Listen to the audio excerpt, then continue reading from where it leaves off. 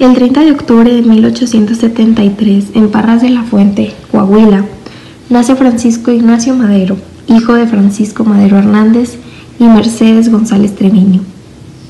Pertenecía a una familia acaudalada, dedicada a la agricultura y minería, lo que le permitió acceder a una educación privilegiada.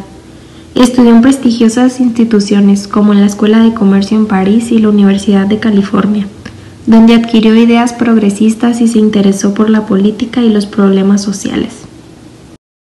En 1904 comenzó a interesarse por la política, criticando el régimen de Porfirio Díaz, que llevaba más de 3 décadas en el poder.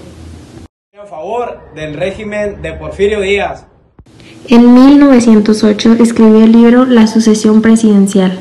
En 1910, en el que abogaba por elecciones libres y un cambio democrático. Fundó el Partido Autorreeleccionista, que buscaba derrocar la dictadura mediante elecciones justas. Madero fue candidato a la presidencia, pero fue arrestado por órdenes de Porfirio Díaz, bajo acusaciones de sedición. En 1910, desde su exilio en San Antonio, Texas, Madero proclamó el Plan de San Luis, que llamaba al levantamiento armado, el 20 de noviembre de 1910. Este acto marcó el inicio formal de la Revolución Mexicana. Tras varios meses de lucha, Díaz renunció y se exilió. En octubre de 1911, Madero fue elegido presidente en unas elecciones democráticas. Durante su mandato, promovió la transición pacífica, pero también enfrentó múltiples desafíos, como las demandas de las clases populares. Zapata rompió con Madero al considerarlo incapaz de llevar a cabo la reforma agraria prometida. En febrero de 1913 ocurrió el golpe de Estado, conocido como la Decena Trágica, liderado por el general Victoriano Huerta, con apoyo de los sectores militares y extranjeros.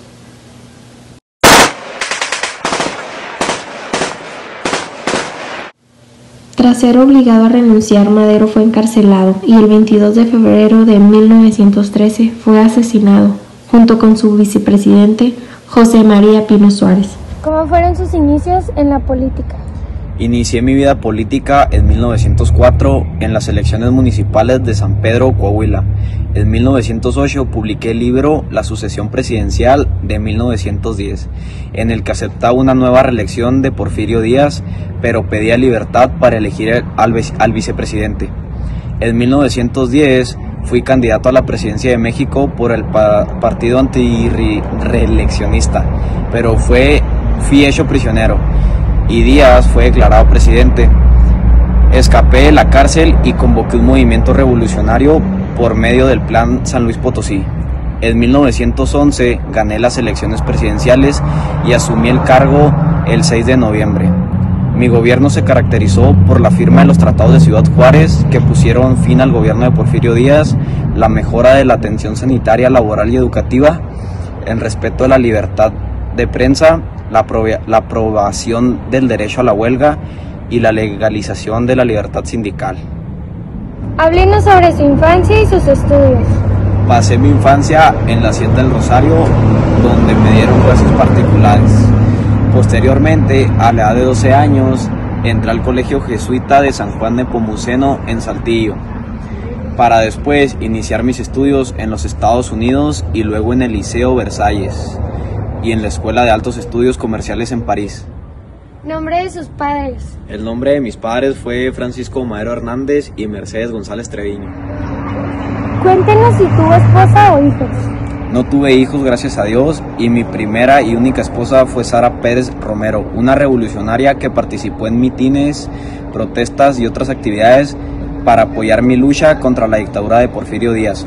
Se convirtió en conocida como la primera dama de la revolución por su papel en la protección de mi vida y otros funcionarios del gobierno arrestados por Victoriano Huerta.